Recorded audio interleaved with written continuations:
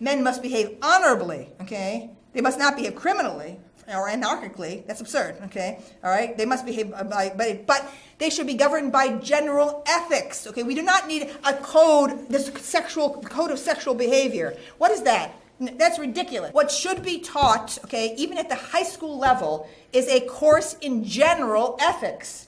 Okay, sexual behavior is only one element in general human ethics. All right, and that's what I'm saying. Stop trying to teach how you should behave on a date. Okay, forget that. Okay, teach how should people in this general collapse of religion also. Okay, it used to be religion and morality. Traditional morality offered a code. Now, the secular, humanists. Okay, and the sophisticated upper middle class careerists. Okay, have discarded religion, and so young people are being raised in an ethical vacuum. Right, to focus in obsessively on how people behave on a date, this is not where you're going to stop anything, okay? You have to expect people to be able to reason ethically, okay? All right, about their behavior. Okay? And so I think again to teach general ethics would be a substantive thing to do, okay? To present ethical questions, complex ethical questions, because they have to do with the use of human tissue in experiments and all kinds of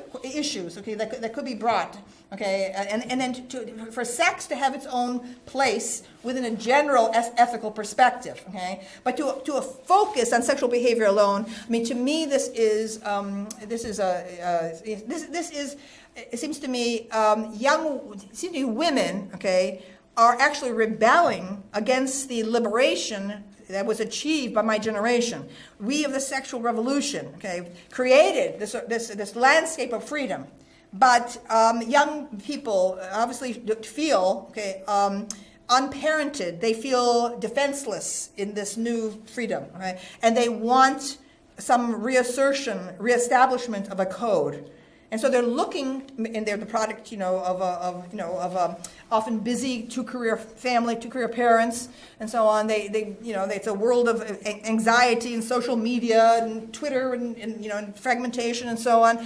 And so I think that this demand for this punitive, puritanical structure of surveillance of dating and punishment of men after a date, to me, this is a weird, twisted way to reassert the in loco parentis rules that my generation got rid of. Okay, and I've often told the story that when I arrived in college in 1964, the men were in one dorm, women were in the other dorms, and we women had to sign in at 11 o'clock at night. We were under supervision, okay?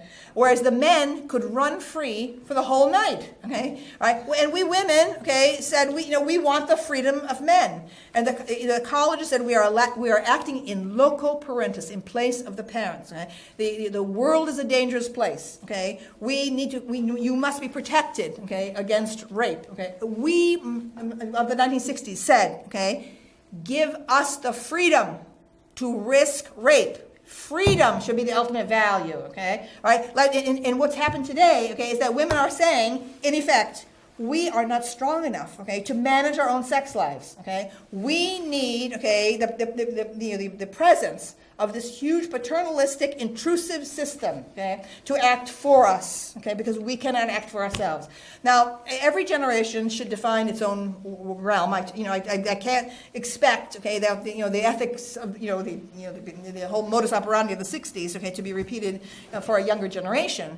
But to me, this is a fatal mistake for young people, for young women to go on like this, insisting on this intrusion into their private lives. I think it is ultimately infantilizing. I think it's counterproductive. I think it's a dead end. Okay. At the same time, I think that again, any generation can choose what it wants to demand, what world it wants to inhabit. But I don't see any strong, creative, and original minds coming out of such a milieu, okay? A milieu in which you are addicted to parental surveillance of your lives as college students. I just don't see what kind of future for independent thought there is in that formula.